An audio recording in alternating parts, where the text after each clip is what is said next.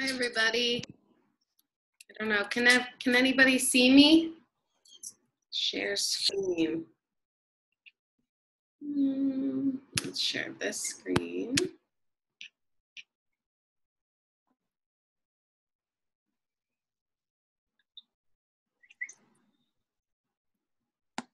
All right. So it looks like maybe you all can't see my face. Oh, here we go. Start video. One second.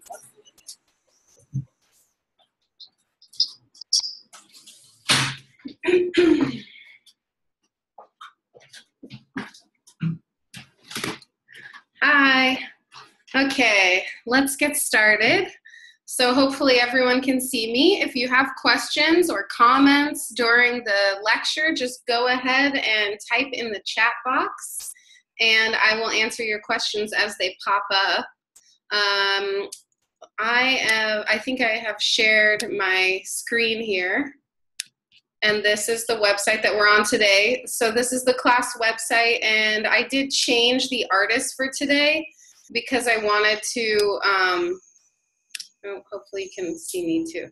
I wanted to talk about these artists today because I just did spend a couple weeks with Graham Nickson, and it's fresh on the brain. So it was important to me to talk about him while I still had everything in my head about what I've been learning and what these two artists do, which is a common theme that they both do.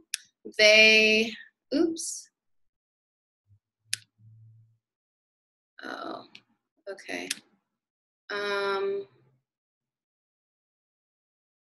Sorry. Okay, so I hope can everyone see me? I disappeared because I think Mary got on. Okay. So anyway, I wanted to talk about these artists, Graham Nickson and Piero Della Francesca, because they're both working in a common theme, and that theme is sacred geometry. Both of them use math to create their paintings, and there's a lot of really interesting coincidences within these paintings. I know that Graham spent a lot of time looking at Piero Della Francesca, and he's one of the earliest Renaissance painters.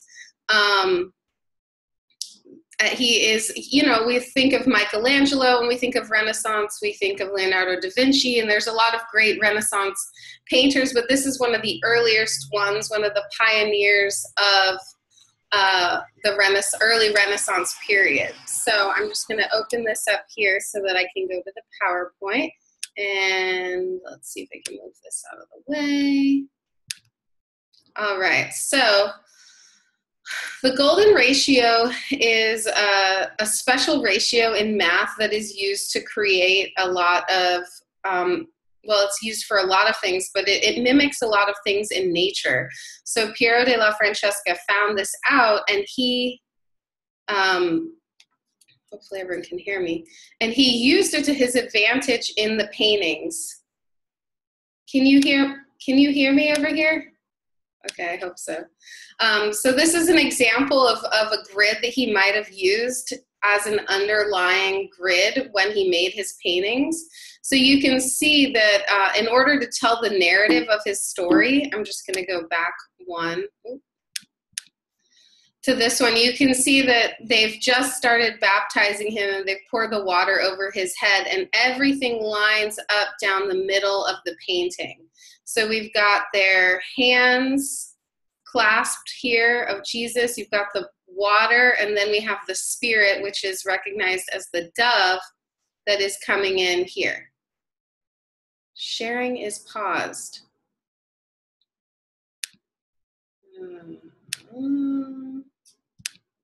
Share screen. Can everyone see my screen now? Give me a thumbs up if it's working. Okay, sorry about that. Every time I make the screen, try to show the screen, something else disappears. Okay, anyway, so here we have the baptism of Christ. This is a line down the middle, and you start to see that there's underlying geometry and lines that are happening within this painting. So if you take a look at the grid that he might have used to create this, we have a perfect circle in the middle. The Holy Spirit, which is represented by the dove, is right smack in the middle of this cross section of the line of Jesus. We have the baptism and the water being poured down, and we have the dove right here in the middle. And then we have everything lining up. The lines of the hands line up, the midsections line up, and a lot of artists have used this. So I'm just going to go through a few examples. This is another one of his very famous paintings, The Flagellation of Christ. And this is, this is also based on a grid, and we have Pontius Pilate right here, and they are about to start the beating. And then we have these strange three men. This is a very mysterious painting in history. We're not quite sure of everything that's going on here, but there is a lot of symbolism happening, and it's almost like they're stuck in a checkerboard. So if you take a look at this, he's used all of these lines to help emphasize the narrative of his story.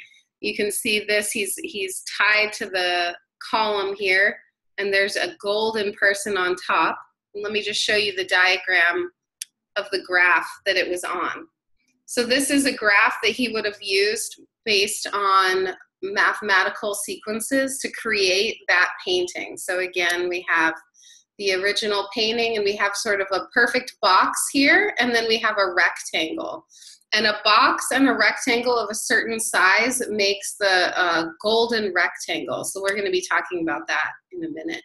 But you can see that he based a lot of his work on underlying grids and math that come into play in his work. A lot of other art works in the same way, and a lot of nature works in the same way. So we think of shells, we think of columns, we think of buildings, a lot of architecture. Even the structure of our face is based on this golden section, or the golden rule. There's a lot of theories that go into this one, of course, The Last Supper by Da Vinci, but I just wanted to give you an example of the way that they've created underlying grids for the Trinity, and there's interesting things going on here on the left-hand side that are in different grids, and the way they've created the perspective for you is all based on geometry. Here's another little drawing of Da Vinci's, and this is the actual golden rectangle right here.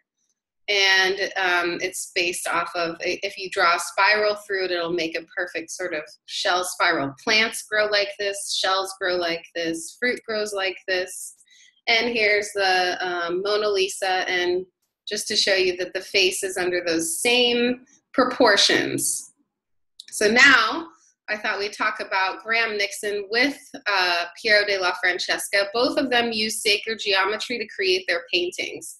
So here we have an example again, the baptism of Christ, and we have the line down the middle with the perfect division in the third of the painting. And Graham Nickson's does the same thing. We have a line down the middle, and he's created a grid with proportions based on geometry in this piece. The next piece we have, this is, so if we go back here, take a look at this sneaky little figure right here in the back. This is someone who wants to be baptized, so they're taking off their clothes in order to get into the water. And here we have what I think is Graham Nickson directly taking from Piero Della Francesca. If you take a look at these two elements, I think it's really interesting to see when you can actually pull artists who have used art history and mimicked it within their work, and you can find examples of that. So this is just an example of learning from art history and using it to create a more modern painting. So I just thought that was an interesting little part that I'd throw in there, because I found that today and I thought, wow, that's really, really interesting how much we all learn from each other and learn from art history to create our current works. So again, we have, this is, if you look at this panel, it's a rectangle, a square, and a rectangle. I think I've cropped it a little bit, but this is actually on the golden rectangle if it's not perfectly cropped. And you can see that they've used, you could imply a lot of lines here. So there's diagonal lines that come into play. that go all the way across the page. You could carry a line, take a ruler and run it across this, and it would probably line up with this head and these here and this person, and it would line up this way, and it might line up in other ways too. So I don't know the exact grid that he would have used for this one, but it's an example of using space and form with sacred geometry to create your paintings. Here's another one where they've balanced the composition in an interesting way, and you can see this brown line back here is one of the divisions. Then we have a second division here, and then finally we have the third division of the people. And we have this line, again, he does this a lot. You can see that this is actually a shell up here in the left-hand side. So there's a symbolism in here, and then there's the shell, I don't know if it's an oyster or something, an egg, probably representing fertility, that's hanging down from the middle of the shell straight to the Virgin Mary. She's clasped her hands in the perfect form again, and it goes all the way straight through Jesus, baby Jesus, and down to these hands right here. So you could literally take a pencil and draw lines. Look at, you could use probably this line is going up to the top of the shell part of the church there.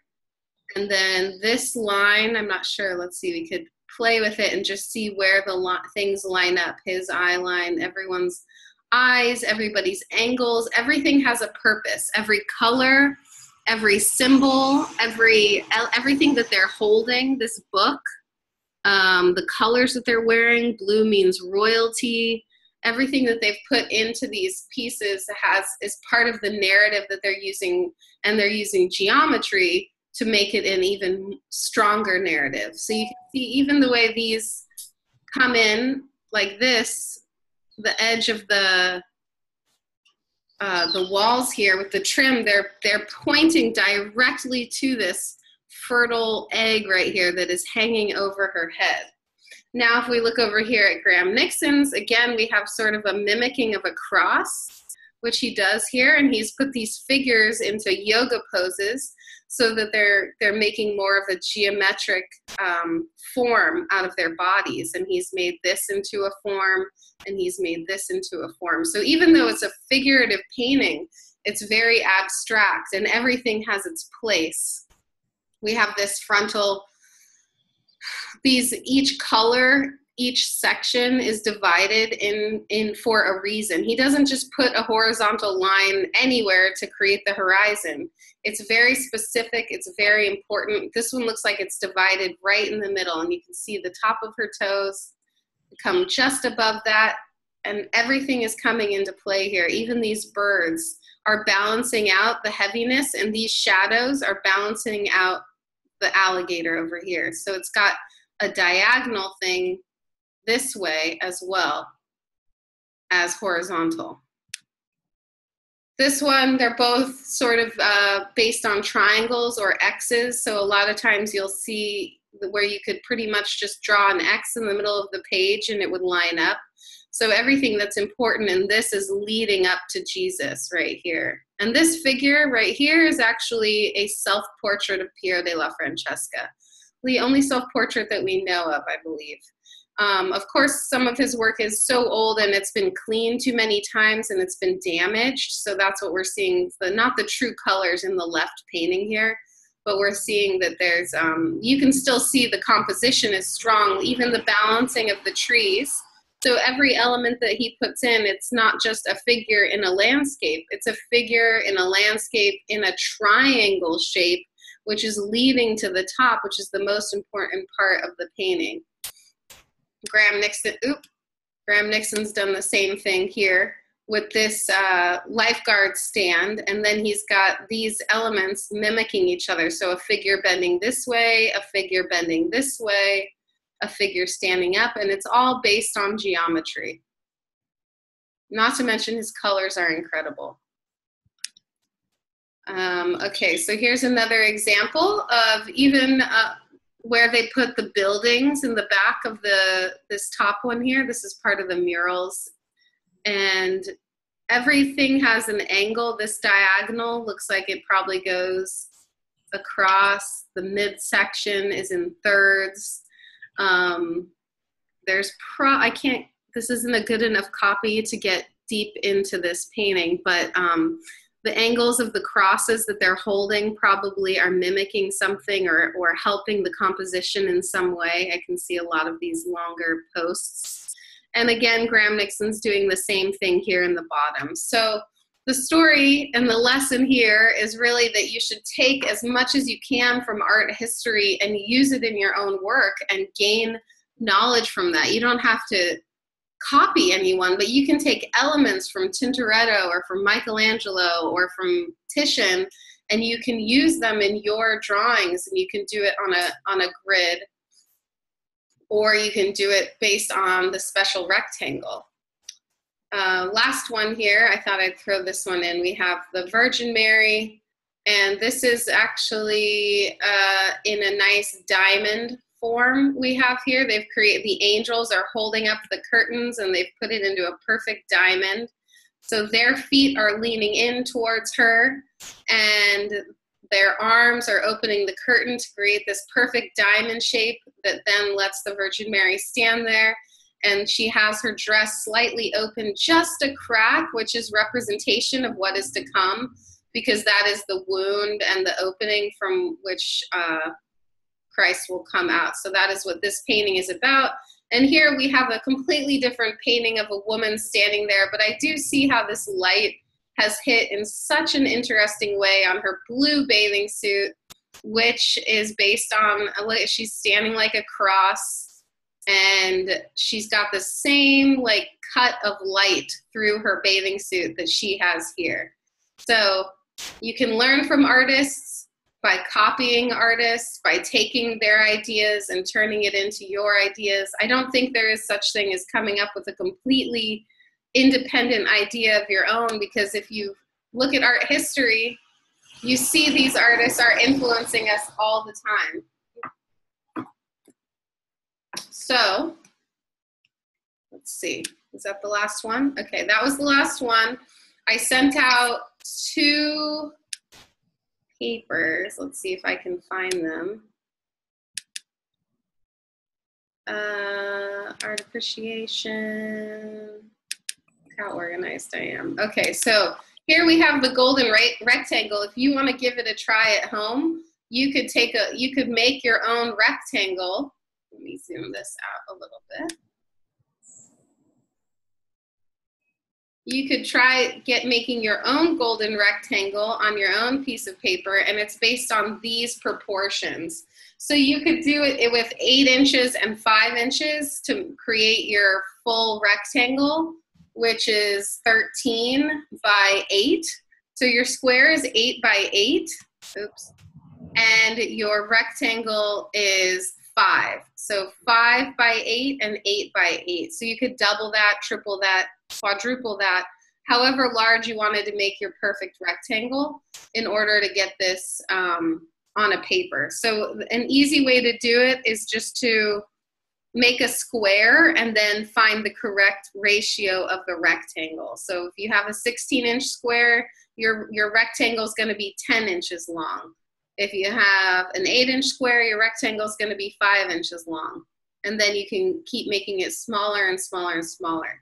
Now, some of us did this in my figure drawing class, but this is one way to start a composition in a drawing. You could start it with a cross on your page. You could start it with an X. You could start it with a diamond. You could start it with multiple X's. You could start it with a square and a rectangle, just as I did here. Oops, let me make sure everyone can see that. Okay, yeah.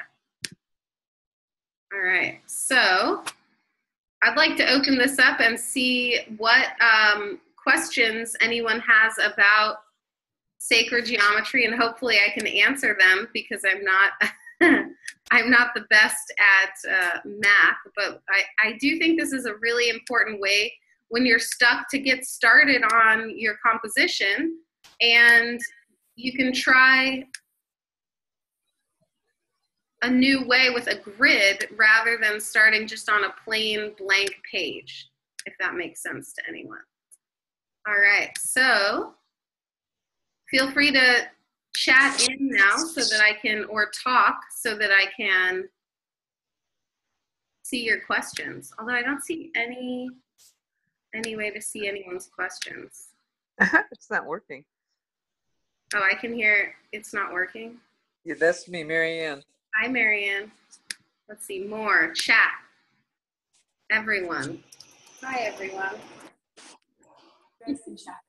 Now, Graham Nickson was really hard person to find videos of because he's very secretive. But we could take a look at more of his work here.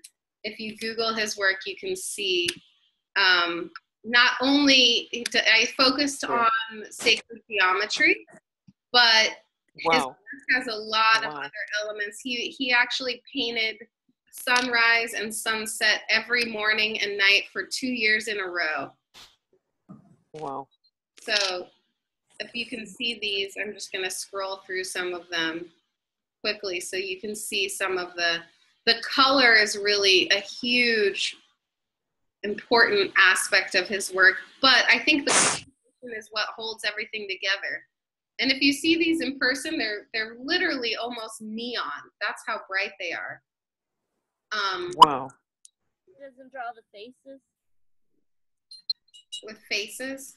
This one's one of my favorites, in the rain.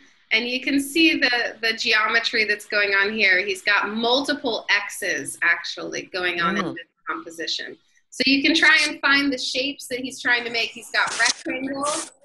When they're holding up the towels, it represents rectangles. Sometimes he's got diamonds. He's got triangles, the way she's holding up this chair here. So it's just very interesting to look at the way he distributes the weight in a painting and the way that he deals with here's the lifeguard stand even on an angle. So he's flipped it onto its side and they're throwing out these towels here, and there's multiple Even more angle. images. Wow. Yeah. Interesting. He's a very interesting and secretive man, to the point that I couldn't find any videos. I should have videotaped him when I was with him, but he doesn't like it, so he wouldn't have let me anyway. But this is a really beautiful way to get started with, if you're feeling intimidated by multiple figures or by art history, I would say Titian and Piero Della Francesca are a good place to start with your art history. His more recent work is something like this. And often the figures are abstracted. He considers these paintings abstract paintings. Yeah, really? Also, just to prove a point here about me, when I'm always saying, you know, you can add paper to your painting, you can take a canvas and add a canvas to it. This drawing right here has over 1,000 pieces of paper to create the composition. So a lot of times he will start with one shape and then he'll add other rectangles or more on the composition. So you can see even the way that the is being held. Let me mute. I gotta mute some people. Sorry. Loudness happening. It's not you. Wow. Anyway, so Graham Nickson is probably my favorite artist of all time, and that is because I think he somehow managed to use figures, colors, and landscape in the most successful way possible. And he's done all three of them together. Oh, that's from the drawing marathon. Yeah, that's who I wanted to talk about today. These paintings are huge, massive. They take up entire rooms. Most of them are 10, 20, 30 feet long, multiple paneled paintings. And if you ever get a chance to see them, they're in the National Gallery, they are in the Met, they are currently, if you go to New York City, they're in a few public buildings where you can see them. And Betty Cunningham Gallery in New York. So if you ever go to New York, please give me a call. And this one is currently up in a building at 660 Lexington Street in New York City. If anyone's going, I highly recommend going to see this painting. Yeah, so that's all I have for today for sacred geometry. I urge everyone to try making a drawing just based on a grid or an X, or if you want to challenge yourself to try the golden rectangle, you could do that as well. And if you want help, I sent out 2 papers, but I'm going to send out a 3rd one that actually helps you make the rectangle in this way so that no one is confused in case you do want to give it a try. At this point in time, I make most of my paintings based on some sort of sacred geometry and some sort of grid underneath just to help me line things up and find the best composition for the painting that includes landscape and figures. Okay, any questions? You can wave your hand if you have a question if the chat box isn't working. Let's see, do I have anyone else? Teresa, invite to video. Anybody? No questions? I guess you can't hear me. I can hear you. Oh, yeah, I was having trouble trying to get it to the Zoom video. Uh-huh. I asked for a password. Where do I get the password? Well, you are on it because I can hear you. Oh, okay. But I just don't know, I guess your video, asked to start video. I asked you to start video. Okay. I don't know what happened for you. Does anyone else have questions? Oh, there I am. You found yourself? Okay. Okay. It doesn't really matter, you know, if you don't want to be seen on the video, it's okay. As long as you can see my face and you can see the screen, that's what's most important about this, because you only get one chance to see the artwork. But what I'm going to do is I'm going to post this on YouTube. I'm going to make a YouTube video so that for those of you who maybe can't see the actual lecture like today and you want to go back and re-look at these paintings, maybe you want to see the flagellation of Christ again and then look at this grid again, and you'll be able to do so because it'll be on the YouTube. But I also turn them into PDF files, and I put it on the website as well. So don't worry about that. So you'll be able to see all of this on the website, on the page that is this page under here. I haven't added in the paper here, but there is a really good video. If you didn't get a chance to watch this video on Piero Della Francesca, it is extremely interesting and I highly recommend. I think it's only like 20 minutes long. Really interesting video on his work and his life and his use of sacred geometry. Some people go so far as to call it the Piero Della Francesca code rather than the Da Vinci code, because there's a lot more mystery and narrative in these paintings even before Leonardo da Vinci. So thank you. I hope everyone learned something today and you're excited about these paintings, and I hope you get a chance to research more. And if you don't want to do a drawing this week, because I know this is sort of a tough one, what you could do is learn one thing about Graham Nickson or one thing about Piero Della Francesca that I have not taught you, and send it to me and tell me one thing that you learned. And that's it. So enjoy the paintings. And when you see them cut out the way this one is, it's because it was on a wall that shape. So there's that's why it's cut out funny like that. There's a lot of great murals of his work. Okay, thanks everybody. Have a great week, and we'll be back next week with, let's see. Oh, Ancient Textiles and Sheila Hicks. I actually just went to a Sheila Hicks show. So we'll get to talk a lot about old textiles and new textiles and how artists are working in different mediums through textile. All right. Thank you, everybody. All right. Thank you. Bye.